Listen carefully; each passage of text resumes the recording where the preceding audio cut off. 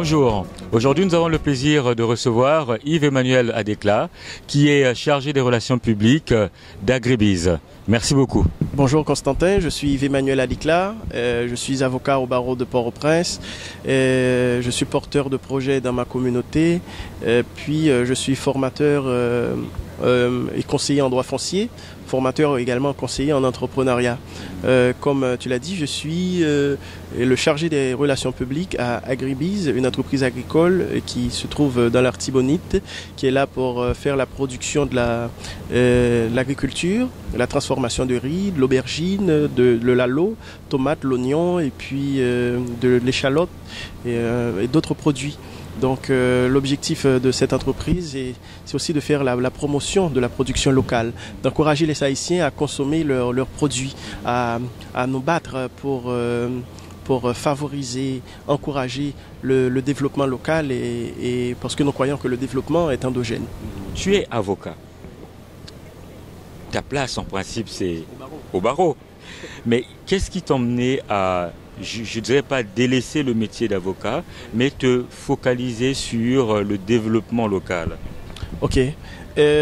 Normalement, lorsque j'ai laissé ma communauté pour rentrer à Port-au-Prince étudier le droit, j'y suis toujours attaché.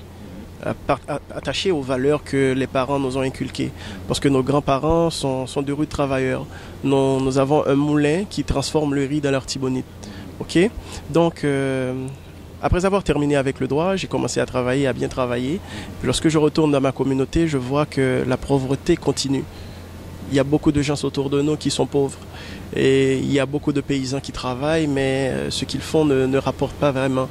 Et puis nous avons identifié le problème. Nous avons vu que revenir avec un cabinet d'avocats, on va employer 2 personnes, on va avoir 2 collaborateurs, mais ce ne sera pas encore ça. Moi, je vais m'en sortir, mais et autour de moi, la pauvreté restera, la pauvreté régnera.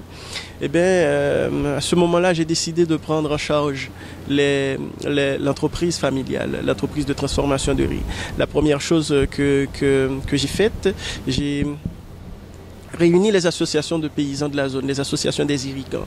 On les a fédérés, on a travaillé avec eux. On leur a donné de la formation en entrepreneuriat pour comprendre qu'aujourd'hui, on ne peut pas faire de l'agriculture de survie, faire de l'agriculture pour survivre avec la famille. Mais si on voulait sortir, on pourrait utiliser l'agriculture pour améliorer notre vie, pour créer de la richesse dans la communauté. Et c'est à ce moment-là que nous avons commencé à retourner dans la communauté pour permettre aux paysans de bénéficier de la formation en entrepreneuriat, en engagement citoyen, en développement personnel, en leadership, pour qu'ils aient confiance en lui, pour qu'ils prennent au sérieux ce qu'il fait, ok? Et puis pour qu'ils comprennent qu'il est en mesure de non seulement produire pour la ville, pour le pays, mais on peut arriver au stade de produire et pour l'international. Eh bien, en tant qu'avocat, je ne pouvais pas être dans le conseil d'administration, je ne peux pas être dans le conseil d'administration, mais ceci m'a permis de faire des recherches, de commencer à me perfectionner en droit agricole, en droit de la sécurité alimentaire, pour marier le droit et l'agriculture. Donc j'ai identifié des partenaires, des amis, et dont mes petits frères, et mes petits cousins, et aussi des amis qui partagent cette vision, des amis qui partagent, comme j'aime le dire, les valeurs dans lesquelles nous croyons. Et puis nous avons constitué une équipe gagnante. Donc ce qui fait qu'on a monté le projet, on est le porteur du projet, mais on a constitué une équipe. On a constitué une équipe et puis on a commencé à travailler ensemble pour moderniser l'agriculture dans le département et aussi pour permettre aux paysans de changer de vie, d'améliorer la qualité de vie du paysan dans le milieu rural. C'est ainsi qu'on a commencé avec le projet et c'est pourquoi également aujourd'hui je suis le chargé des relations publiques de cette entreprise parce que j'y ai commencé dès le départ, je connais la vision, je sais où nous allons. Donc ils ont dit, bon mon cher, tu es le mieux placé à vendre l'entreprise un petit peu partout en Haïti et à l'étranger. Et c'est pourquoi je n'ai pas abandonné non plus et ma profession, un métier que j'aime bien, et l'avocature. Mais je fais plutôt un mariage de porteur de projet. Je ne dis pas entrepreneur, mais je me suis permis de dire porteur de projet et avocat. Excellent ça. Donc tu te fais le porte-parole d'Agribiz. C'est ce qui justifie ta venue ici à Montréal en fait. Tu es en voyage d'affaires. Oui. Alors, il y a beaucoup de choses que tu as évoquées là qui me semblent très intéressantes. Tu as parlé de la formation. La formation en entrepreneuriat, en leadership. Alors, combien d'agriculteurs as-tu formé à date? Et par la même occasion, est-ce qu'on voit déjà sur le terrain les fruits de cette, j'allais dire, de cette collaboration étroite entre toi et les paysans? Oui, on est formé des centaines. Et pas particulièrement dans ma communauté, mais un petit peu partout en Haïti. Parce que j'ai donné 2 ans de ma vie à parcourir le pays et en tant qu'engagé citoyen à sensibiliser, former des gens autour de l'entrepreneuriat. Et je savais que ce projet était là. Moi-même, avec l'institution avec laquelle je collaborais, je leur disais, moi, le milieu paysan m'intéresse. Je voudrais bien faire de la formation pour eux.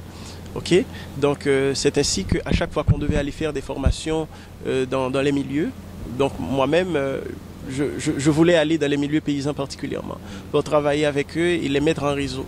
Ok, donc j'ai donné 2 ans de ma vie pour ça. Dans ma communauté, c'est déjà 1057 paysans. Jusqu'à date, on en a formé plusieurs centaines. Mais les formations continuent à temps plein.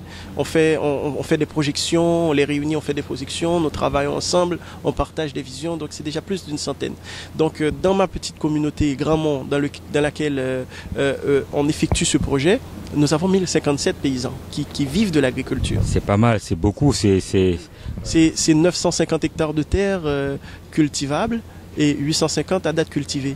Donc l'objectif, c'est d'arriver à exploiter les 950 hectares de terre ensemble et après avoir formé tous ces paysans et puis éclater avec le projet, permettre au projet d'émerger, permettre à Grandmont de devenir un marché local pour le département de l'Artibonite. C'est-à-dire, c'est ça, on va faire ça aussi. On va permettre aux paysans, chaque 2 fois par mois, et dans la cour de l'entreprise que je te parle, que j'ai évoqué tout à l'heure, d'avoir un marché local où les produits de Grandmont seront exposés. Et le paysan, il pourra lui aussi venir exposer son produit. Ça se fera, excuse-moi, à quelle fréquence ce marché local? On veut le faire 2 fois par mois. Parce qu'il y a des produits tels que l'aubergine, tels que l'oignon, le piment et d'autres que l'on retrouve fréquemment dans la zone. Par exemple, l'aubergine, après 1 mois, donc tu vas avoir 6 à 7 mois de l'aubergine chaque semaine. Ok? Donc il y a toujours de l'aubergine en abondance dans la zone. Et on ne va pas rester à Grandmont avec le marché local. On va chercher d'autres paysans dans les communautés avoisinantes et leur permettre de venir également exposer leurs produits. Et puis comme ça, les gens vont avoir les produits frais. Et puis la promotion de la production locale se fait également. Nous encourageons les gens à encourager le paysan dans un certain sens, également à consommer le produit local. En un mot, c'est comme je l'ai dit, c'est encourager le développement endogène, favoriser le développement endogène, c'est ça. Et ça crée une vraie dynamique de développement et dont les retombées sont vraiment certaines.